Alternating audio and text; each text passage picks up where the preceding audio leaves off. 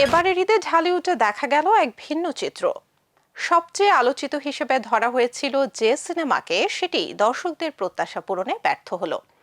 বলছি সাকিব খানের প্রিন্স সিনেমার কথা। ছবিটির ফার্স্ট লুক ও প্রচারণা ভক্তদের মধ্যে আগ্রহ তৈরি করলেও টিজার প্রকাশের পর থেকেই ভিএফএক্স ও ব্যাকগ্রাউন্ড মিউজিক নিয়ে সমালোচনা শুরু হয়। মুক্তির পর গল্প, নির্মাণ ও প্রযুক্তিগত দিক থেকে ছবিটি পিছিয়ে পড়ায় দর্শক টানতে ব্যর্থ হয় হলগুলো। অন্যদিকে সত্য ঘটনা অবলম্বনে নির্মিত দম এবং অ্যাকশনধর্মী রাক্ষস দ্রুতই দর্শকের মন জয় করে নিয়েছে। সিনেপ্লেক্সে যেমন এগিয়েছে, তেমনি সিঙ্গেল স্ক্রিনেও রাক্ষস পাচ্ছে দারুণ সাড়া। ইতোমধ্যে দেশের বড় বড় হলে জায়গা দখল করে নিচ্ছে রাক্ষস। আর দম সিঙ্গেল স্ক্রিনে মুক্তি পাবে 24 এপ্রিল। এছাড়া তানিম নূরের বনলতা এক্সপ্রেসও প্রশংসা কুড়াচ্ছে বেশ। গল্প ও নির্মাণ শৈলীর কারণে ছবিটি দর্শক টানছে হলে।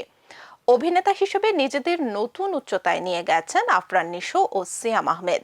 দীর্ঘদিন ধরে এককভাবে দেশের ফিল্ম ইন্ডাস্ট্রিকে টেনে নেয়া সাকিব খানের বাইরে এখন নির্ভরযোগ্য নায়ক হিসেবে জোরে সোরে উচ্চারিত হচ্ছে নিশো ও সিয়ামের নামও।